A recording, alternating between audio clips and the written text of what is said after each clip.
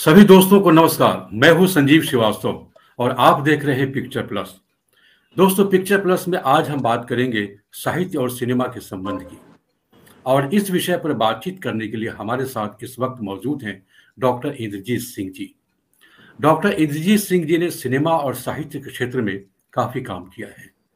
उन्होंने जन कवि शैलेंद्र पर किताबें लिखी है और बहुत जल्द शैलेंद्र की जीवनी भी प्रकाशित होने वाली है।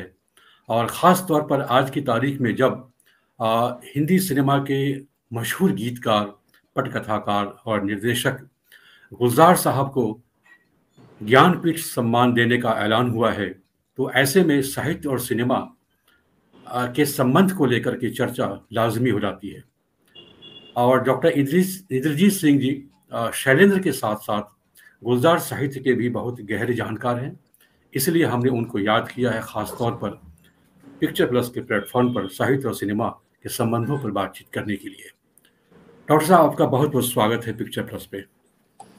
बहुत बहुत आभार, शुक्रिया संजीव भाई, पिक्चर प्लस पर इस कार्यक्रम से मुझे जोड़ने के लिए बहुत बहुत आभार। जी जी, तो सबसे पहले आप के दो शब्द मैं जानना चाहता हूँ, आपकी प्रतिक्रिया जानना चाहता हूँ कि गुलजार साहब को भारतीय ज्ञानपीठ का सम्मान देने का ऐलान हुआ है, यह अपने आप में कितना अहम स्थान रखता है उनके लिए, ख़ास तौर पर जबकि वो एक सिनेमा से जुड़ी हुई शख्सियत हैं। और अपने आप में मुझे लगता है शायद यह पहली बार ऐसा हुआ है कि सिनेमा के किसी व्यक्तित्व को भारतीय ज्ञानपीठ का सम्मान दिया गया है। जी संजीव जी, बिल्कुल ठीक कह रहे हैं आप। और गुलजार साहब एक ऐसी शख्सियत है जिनका सम्मान अदब की दुनिया में जितना है उससे भी ज़्यादा मकबूलियत उनकी, प्रतिष्ठा उनकी जी जी, फिल्म रसिकों के बीच और साहित्य और सिनेमा के बीच जो खाई कम करने का भी उन्होंने बहुत बड़ा काम किया है। साहित्य और सिनेमा को नज़दीक लाने में बहुत से लोगों ने योगदान दिया, उसमें साहिर भी हैं, शैलेंद्र भी हैं, और एक बड़ा नाम जो अभी आपने लिया गुलजार साहब हैं। और मैं तो ये महसूस करता हूँ कि आप साहित्य और सिनेमा दोनों को मिलाकर मूल्यांकन करें तो गुलजार साहब एक बहुत बड़ा नाम है, जिनको देखिए वो सिनेमा के अकेले ऐसे शख्सियत जिनको ऑस्कर अवार्ड मिला है गीतकार के तौर पर, जी वही जी, अकेले शख्सियत हैं गीतकार के तौर पर। हालांकि उनके साथ और भी हो सकते हैं भी, जैसे उनको दादा जी साहब फाल्के मिला है, उससे पहले जी मधुर जी, साहब, प्रदीप साहब को मिला है, लेकिन पद्म भूषण सम्मान भी इनको मिला है। जी और जी, एक चीज जो मैं कहूंगा जो और गीतकारों के हिस्से में नहीं आई है कि इनको 7 बार राष्ट्रीय पुरस्कार मिले हैं, फिल्म पुरस्कार मिला, 22 जी बार जी। इनको फिल्म फेयर अवार्ड मिला है, और ऑस्कर अवार्ड तो है ही है, और अब दादा साहब फाल्के अवार्ड। और एक चीज और भी है जो उन 3 फिल्मी गीतकारों के साथ नहीं है कि इस साहित्य अकादमी सम्मान भी गुलजार साहब को पहले मिल चुका जी है। जी, जी जी जी तो जी, अब आप देखिए वो जितना अदब की दुनिया में उनकी लोकप्रियता है, फिल्म जगत में भी उनकी प्रतिष्ठा उतनी है, वो किसी मायने में कम नहीं। और मुझे लगता है कि वो वास्तव में वो एक इस पुरस्कार के हकदार थे, ये सम्मान उन्हें मिलना ही चाहिए था। ज्ञानपीठ पुरस्कार मिलने से ज्ञानपीठ पुरस्कार भी सम्मानित हुआ, मैं मानता हूँ। और ज्ञानपीठ पुरस्कार की बड़ी परंपरा, बड़ी समृद्ध परंपरा रही है कि समस्त भारतीय भाषाओं में से किसी एक व्यक्ति या कभी कभी 2 व्यक्ति भी चुने गए हैं। मुझे याद है जी जी, जी जी, जी जी 99 में 2 व्यक्तियों को दिया गया था, पंजाबी में निर्मल वर्मा साहब को, जी गुरदयाल सिंह जी को, और जी, हिंदी में निर्मल हिंदी वर्मा में, साहब को दिया गया जी था। और इस बार भी ये हुआ है कि संस्कृत में और उर्दू, तो जी गुलजार जी, साहब को उर्दू के लिए दिया गया है। तो ये बहुत जी ही जी जी, खुशी की बात है, सम्मान की बात है। और हम्म। वो इस पुरस्कार के सच्चे हकदार हैं, और उनका काम इतना है, उनका इतना बड़ा काम है साहित्य में और जी सिनेमा में कि आप उनको किसी भी मायने में उन पे प्रश्न चिन्ह नहीं लगा सकते। ये जी मेरा जी जी, व्यक्तिगत मानना है। अब जी देखिए जी, गुलजार, मैं भी बहुत शुभकामनाएं देता हूं गुलजार साहब को। उन्होंने सिनेमा को एक ऊंचाई दी है, साहित्य को एक ऊंचाई दी है। लोगों तक साहित्य और सिनेमा के संबंधों की एक समझ उन्होंने विकसित की है कि कैसे साहित्य को जन जन तक पहुंचाया जाए। सिनेमा के जरिए उन्होंने एक बड़ा ही काम किया है। और आपने खुद शैलेंद्र की जीवनी लिखी है, मोनोग्राफ लिखा है, वह भी साहित्य एकेडमी से प्रकाशित हुआ है। शैलेंद्र हमारे समय के, हमारे हिंदी सिनेमा के एक बहुत ही महत्वपूर्ण गीतकार रहे हैं। तो मेरा सवाल खास तौर पर आपसे यह हो जाता है कि शैलेंद्र को साहित्य अकेडमी में जगह मिलना, गुलजार साहब को ज्ञानपीठ सम्मान मिलना, अपने आप क्या आपको लगता है कि सोच में एक बदलाव आया है, खास तौर पर जो साहित्य में एक ऐसी सोच रही है कि जो लोग सिनेमा में चले गए या जिन्होंने सिनेमा के लिए काम किया, वह उनकी गरिष्ठता या फिर उनकी जो कालजयिता होती है जिसको वो मानते हैं, उसके लिए कहीं न कहीं वह नुकसानदायक रहा है, उसको वह क्षति पहुँचाता है। लेकिन अब वो सोच बदली है। आपको ऐसा लगता है? हाँ, ये संजीव जी बड़ा अच्छा सवाल आपने किया। देखिए, एक तो जो नई कविता जो आगे जी ने जिस धारा को प्रारंभ किया, तार सप्तक, फिर दूसरा सप्तक, तीसरा सप्तक, और इस बहाने 21 बड़े कवियों को उन्होंने देश से रूबरू कराया।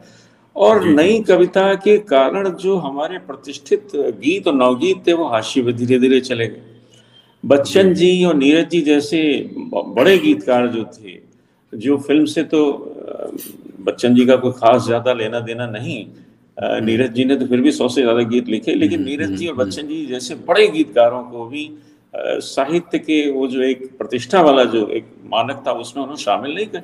बच्चन जी के साथ भी, हालांकि बच्चन जी को तो साहित्य अकादमी मिला भी, नीरज जी के जी, साथ तो जी। बहुत भेदभाव किया गया। हाँ, नरेंद्र शर्मा जी जरूर ऐसे थे जिन्होंने सिनेमा में भी अच्छा काम किया, ज्योति कलश छल के और सत्यम हुँ। शिवम सुंदरम के जो गीत उन्होंने लिखे, और सिनेमा में भी उनकी प्रतिष्ठा थी। लता जी तो उनको बहुत मानती थी, और साहित्य में जी। भी उनको हुँ। प्रगतिशील कवि के तौर पर, एक अच्छे कवि के तौर पर प्रतिष्ठा मिली। लेकिन ये जरूर जी, है जी, जी। कि जो लोग सिनेमा में थे, उर्दू में ऐसा नहीं है। अब आप जी। देखिए कि साहिल लुधियानवी साहब या कैफी आजमी साहब, इन हुँ। दोनों के ऊपर मोनोग्राफ साहित्य अकादमी ने उर्दू में निकाले हैं।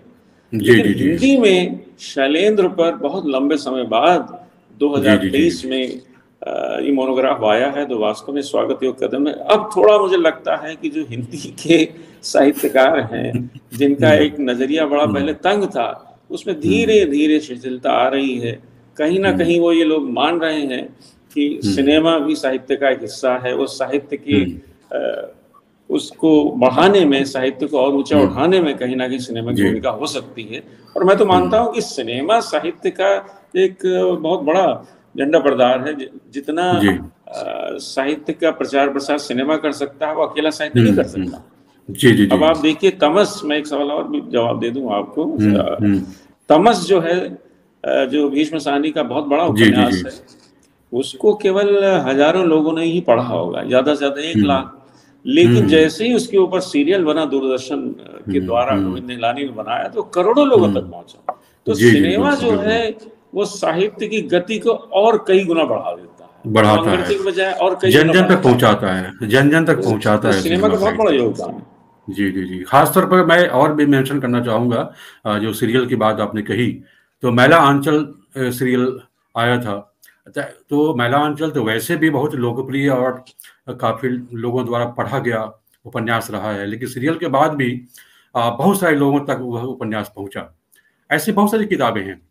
और ख़ास तौर पर जब सिनेमा में हम साहित्य की बात करते हैं, तो साहित्य तो सिनेमा में तब से है, जब सिनेमा शुरू हुआ था। सिनेमा वालों ने तो साहित्य को तभी से अपनाया है, जब सिनेमा शुरू हुआ। लेकिन जो हमारे विश्वविद्यालय परिसर के भीतर के जो साहित्यकार और आलोचक हैं, उनको कहीं न कहीं थोड़ी परेशानी होती रही सिनेमा से, कि सिनेमा अगर हमारे बीच आ गया, तो हमारी जो गरिष्ठता है, उसको कहीं न कहीं थोड़ी बहुत दिक्कत पेश आ सकती है। और मुझे लगता है कि शायद यही एक बड़ी वजह भी रही कि आज की तारीख में साहित्य की जो पठनीयता है, धीरे-धीरे कम हुई है। शुरुआत से ही अगर कुछ ऐसा हुआ, संबंध रहा होता, सोच बदली रहती, तो आज साहित्य की जो पठनीयता है, वो सिकुड़ती नहीं। आपको लगता है ऐसा? हाँ, ये बात संजीव जी ठीक है। यहाँ मैं ज़रूर कहूँगा, हिंदी सिनेमा में ज़रूर ऐसे ही संकुचित तंग दायरा रहा है कि जो हमारे आलोचक हैं वो कभी सिनेमा को उन्होंने अच्छी नज़र से नहीं देखा। लेकिन अब धीरे-धीरे बदलाव, अब तो सिनेमा को जी, जी, जी। पाठ्यक्रम में शामिल किया जा रहा जी, है जी। और जी, जी, लगातार जी। शोध हो रहे हैं। और मुझे बहुत अच्छा लग हुँ, रहा है कि शैलेंद्र पर, साहिर पर और तमाम ऐसे गीतकारों पर, फिल्म गीतकारों हुँ। पर शोध हो रहे हैं। शैलेंद्र जी, पे जी। ही पिछले 2-3 वर्षों में 4-5 लोगों ने रजिस्ट्रेशन किया है अपने शोध के लिए, तो ये बहुत बड़ी बात है। तो लगातार सिनेमा को लेकर के अब वो जो तंग नज़रिया था, एक संकुचित नज़रिया था, उसमें बड़ा बदलाव आया। हालाँकि ये मैं बताऊँ, ये हिंदी वाले क्षेत्र में था। बंगला में मैं समझता हूँ जितनी फ़िल्में बनी हैं, ज़्यादातर फ़िल्में साहित्य पर आधारित है। साहित्य पर बनी है, सिनेमा हो बिल्कुल। या दूसरे जितने बड़े-बड़े आशापूर्णा देवी हैं, तमाम बड़े साहित्यकार बंगला के, उन सब की कहानी और उपन्यासों पर वहाँ के लोगों ने, और सत्यजीत राय ने तो 36 फिल्में बनाई, उनमें से 24 से ज़्यादा तो साहित्य पर आधारित फिल्में थी, 2 तो उन्होंने प्रेमचंद पे ही बनाई।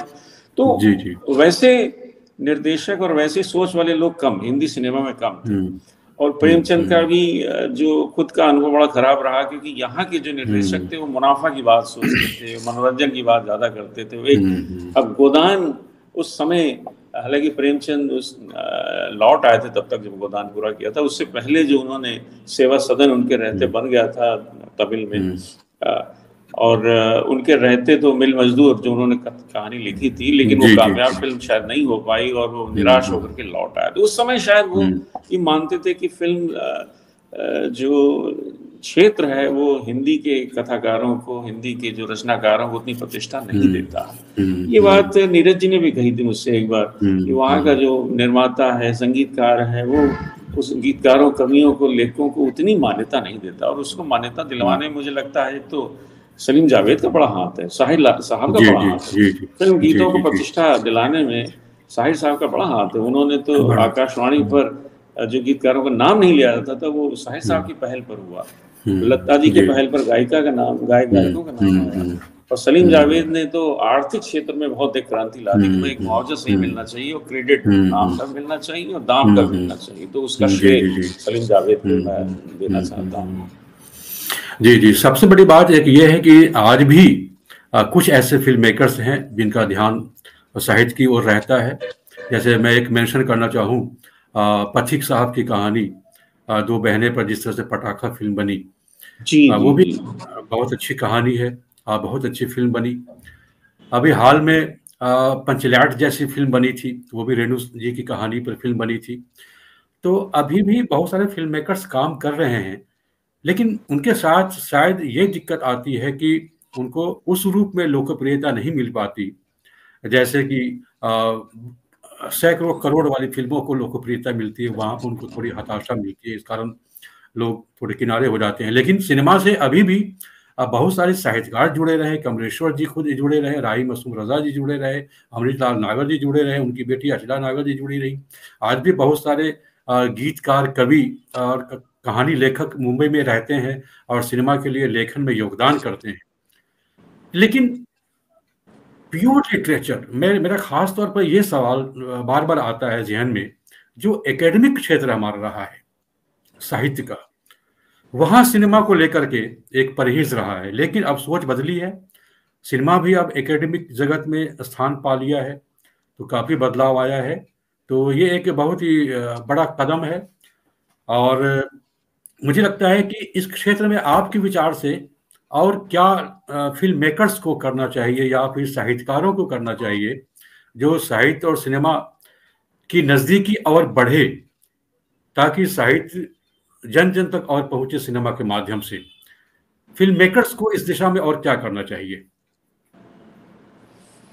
जी, बहुत अच्छा सवाल संजीव जी आपने किया है। देखिए, साहित्यिक कहानियों पर जो फिल्में बनती हैं, वो ज़्यादातर मैंने देखा है कि वो मुनाफे की दृष्टि से वो सफल नहीं हो पाती। कुछ अपवाद जरूर हैं, रजनीगंधा अपवाद है इसका, ऐसी कुछ और फिल्में भी हैं। अब तीसरी कसम ही ले लीजिए कि वो बिल्कुल फ्लॉप हो गई थी प्रारंभिक दौर में, बाद में जरूर थोड़ी बहुत चली, हालांकि बहुत चली, वो बहुत ऐसी चली नहीं कि मतलब कोई सिल्वर जुबली हो गई, केवल 4 सप्ताह ही चली थी। बाद में भी पहले दौर में तो केवल 4 ही दिन चली थी।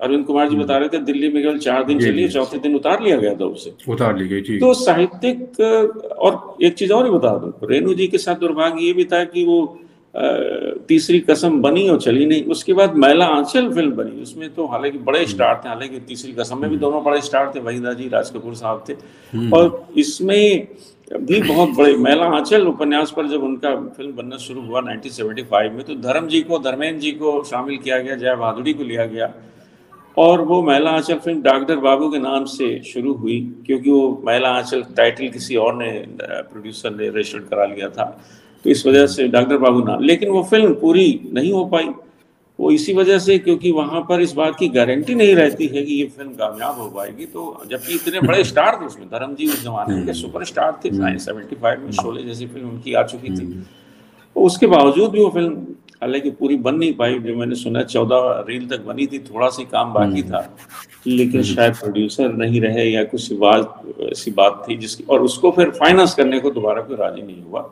और तमाम ऐसी फिल्में हैं, ऐसी देवदास जो धर्म जी को लेकर बन रही थी, गुलजार साहब खुद बना रहे थे इनको, आप हम लोग दादा साहब पार्टी की बात कर रहे हैं, उसके ज्ञानपीठ की बात कर रहे हैं, तो वो भी शायद फाइनेंस की समस्या की वजह से अटक गई। तो ऐसा बहुत, हालांकि गुलजार साहब कमलेश्वर की जोड़ी ने जरूर कमाल किया, दोनों बड़े दोनों साहित्यिक थे, दोनों साहित्यकार थे। तो गुलजार साहब खुद बड़े अच्छे कवि और लेखक हैं, और कमलेश्वर साहब की उनकी 2 फिल्मों के ऊपर, मौसम और आंधी, दोनों पर अच्छी फिल्में बनी और कामयाब भी बनी। तो ये भी है कि जब एक अच्छा निर्देशक मिल जाता है फिल्म को, एक अच्छा समझदार निर्देशक मिलता है, तो वो साहित्यिक फिल्म को और आगे लेके जाता है और वो कामयाब भी बनाता है। बासु चटर्जी भी इसमें बहुत अच्छा योगदान दिया उन्होंने राजेंद्र यादव की सारा आकाश और स्वामी, तमाम अनेक फिल्में जो दूसरी फिल्में साहित्यिक फिल्मों को ही उन्होंने चुना, और तीसरी कसम में भी वो सहयोगी एक निर्देशक की भूमिका में थे। तो मेरा ये मानना है कि जब गुलजार साहब जैसे या गोविंद निहलानी जैसे निर्देशक होते हैं, बासु चटर्जी से निर्देशक होते हैं, तो निश्चित तौर पर फिल्म जो है उसके सफल होने की संभावना होती है, और जो उसकी एक लागत को वसूलने की बात होती है वो भी पूरी हो जाती है। तो एक अच्छे संवेदनशील निर्देशकों का होना भी बहुत जरूरी है। अभी कल बहुत जरूरी है, उदय प्रकाश जी ने फेसबुक पे सूचना डाली कि वो किसी अच्छे फिल्मकार ने उनसे संपर्क किया है, और जिन्होंने पान सिंह तोमर फिल्म बनाई है, तो उन्होंने उनसे संपर्क किया। हो सकता है कि ऐसी उदय प्रकाश जी की कहानियां, उपन्यासों के ऊपर जो है फिल्में बन पाए, और ऐसे ही बहुत बड़े हमारा एक से एक बड़े कथाकार हैं, कहानीकार हैं, जिनके ऊपर फिल्में बननी चाहिए, मैं समझता हूँ।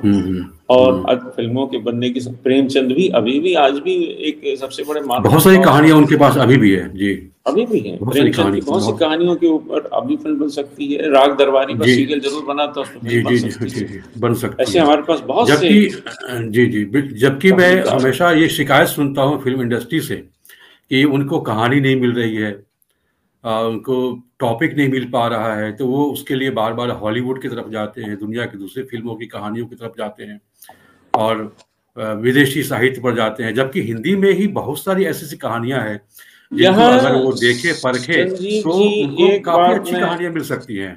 एक बात मैं और भी ऐड करना चाहूँ कि सरकार की तरफ से भी थोड़ा फाइनेंस के लिए कुछ कोशिश होनी चाहिए कि ऐसी कलात्मक फिल्मों को, साहित्यिक फिल्मों को अनदेखा ना किया जाए। उसके लिए फिल्म निगम जैसे है, तो उनको थोड़ा सा और मुआवजा, कुछ सब्सिडी, और पहले जमाने मुझे याद था कि पहले मॉर्निंग शो हुआ करते थे, और ज्यादातर वो जैसे सारा आकाश जो है राजेंद्र यादव जी के उपन्यास पर फिल्म बनी थी, बासु चटर्जी ने बनाई थी, वो दिल्ली में, आगरा में बहुत चली।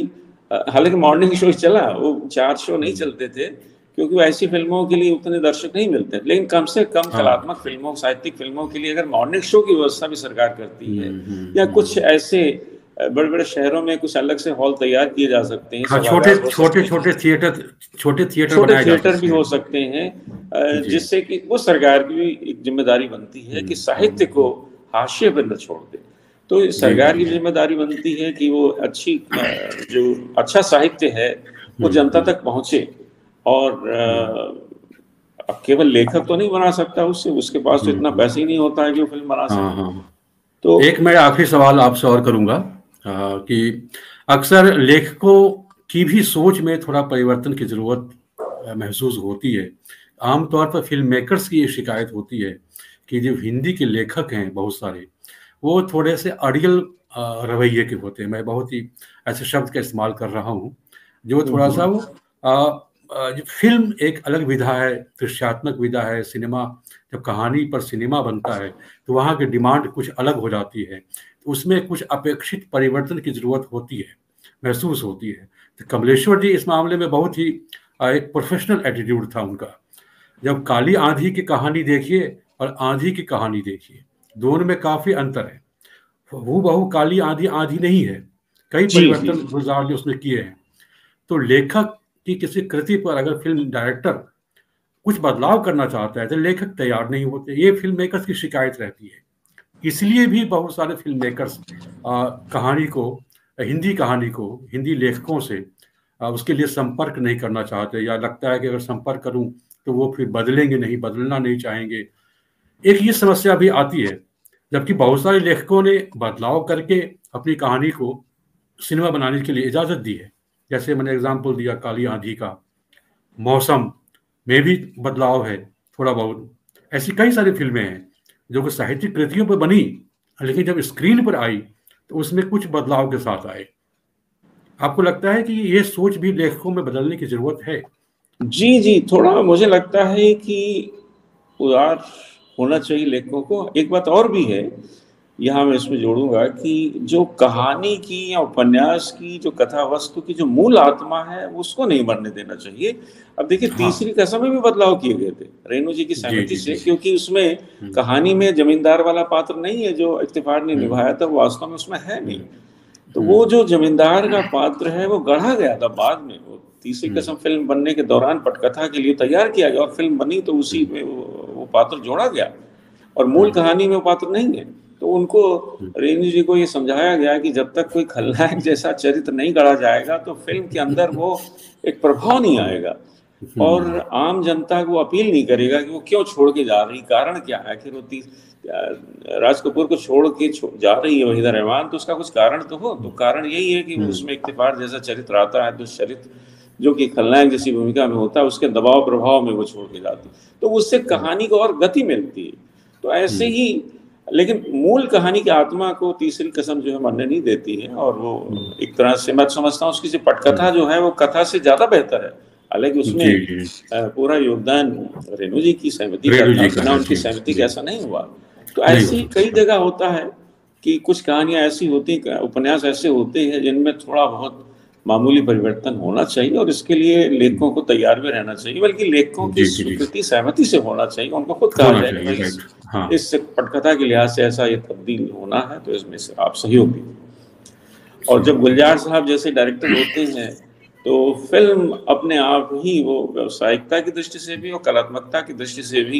एक बात मैं और गुलजार साहब के बारे में आपको कह दूं, सुधीर पचौरी साहब ने गुलजार साहब पे भी एक अंक निकाला था वाक का, उसमें उन्होंने उनके गीतों के बारे में बड़ी अच्छी टिप्पणी की कि गुलजार साहब के जो गीतों में उपमान होते हैं वो बिल्कुल नए होते हैं। जैसे आगे ने कविता लिखी थी कलगी बाजरे की, यानी वो जो पुराने तुलना होती थी कि वो चांद सी सुंदर है, या जो उसकी कोमलता गुलाब जैसी, कमल जैसी, उसकी बजाय उन्होंने कलगी बाजरे की और बिछली घास से की।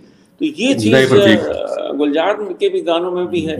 और लब हिले तो मोगरे के फूल खिलते हैं कहीं, अब मोगरे के फूल खिलना जो है वो गुलजार के गीतों से पता लगता है कि गुलजार के गीत हैं। उनकी उपमान बिल्कुल नए हैं, नए प्रतीक इस्तेमाल करते हैं। जी जी जी जी जी। तो कविता को पूरी तरह से गीतों में, फिल्मी गीतों में ढालने का काम, जो काम साहिर और शैलेंद्र करते थे, वो गुलजार भी कर रहे हैं। गुलजार तो उनको मैं समझता हूँ वो बहुत बधाई के हकदार हैं जो उनको ज्ञानपीठ मिल रहा है, वास्तव में उसके सच्चे हकदार हैं। कुछ लोगों का इतराज भी हो सकता है क्योंकि तो लोकतंत्र है, कुछ लोग उंगलियां उठाते हैं, लेकिन मैं पूरा समर्थन करता हूं कि जो उनको पुरस्कार मिला है उसके बिल्कुल योग्य हैं। साहित्य और सिनेमा को करीब लाने में उनका, गुलजार साहब का बहुत बड़ा योगदान है। जी जी जी। डॉक्टर साहब, आपसे बातचीत करके बहुत ही अच्छा लगा, बहुत ही ज्ञान मुझे मिला। मुझे लगता है कि आपकी ये बातें जो भी दर्शक सुनेंगे, जहाँ तक भी पहुँचेगी, उन्हें भी बहुत ज्ञान मिलेगा साहित्य और सिनेमा को लेकर के। फिल्म मेकर्स को किस तरह के बदलाव करने चाहिए अपनी सोच में, लेखकों को अपनी सोच में किस तरह के बदलाव करने चाहिए। तो बहुत ही अच्छा लगा आपसे बातचीत करके।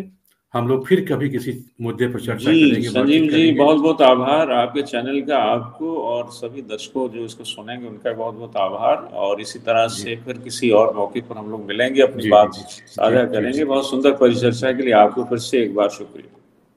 बहुत बहुत धन्यवाद। नमस्कार।